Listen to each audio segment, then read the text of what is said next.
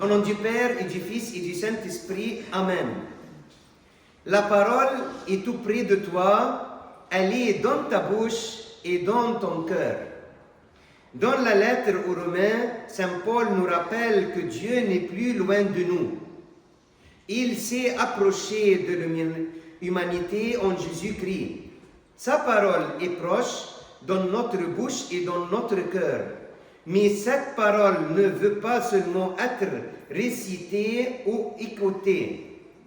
Elle veut entrer dans notre cœur pour transformer notre vie.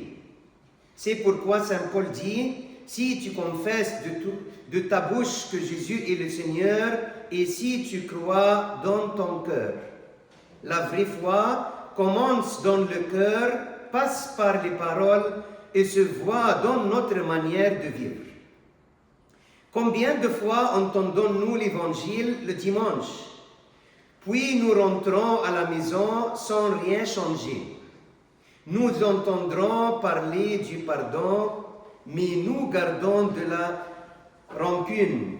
Nous entendons parler de la confiance en Dieu, mais nous passons la semaine dans l'inquiétude. Le problème n'est pas que nous n'entendons pas la parole, mais que nous ne la laissons pas entrer dans notre cœur. C'est ce que nous voyons dans l'Évangile. Les deux possédés vivaient dans la souffrance et personne ne pouvait les libérer. Mais Jésus n'a prononcé qu'un seul mot, allez. Et les démons sont sortis. La parole de Jésus n'est pas seulement une parole qui enseigne, c'est une parole qui libère, qui guérit et qui redonne à l'homme sa dignité. Et aujourd'hui encore, cette parole agit.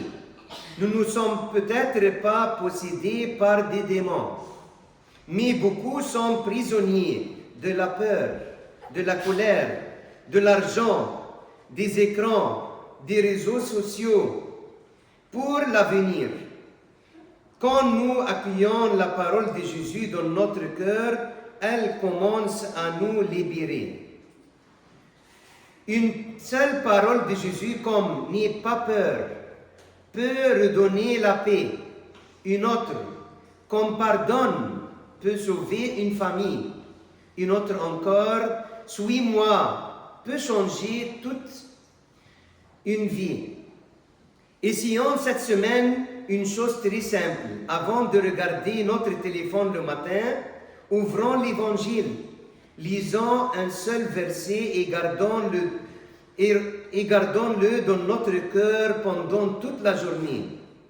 Nous découvrirons que la parole de Dieu n'est pas seulement un texte à lire, mais une force qui nous accompagne au travail, dans la famille et dans toutes les situations de notre vie.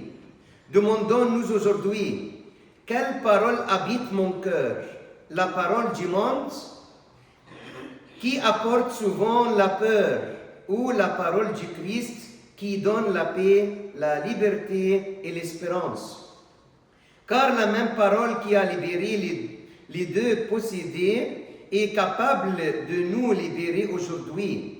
Si nous mettons le Christ à la première place dans notre vie et si nous cherchons avant tout le royaume de Dieu. Amen.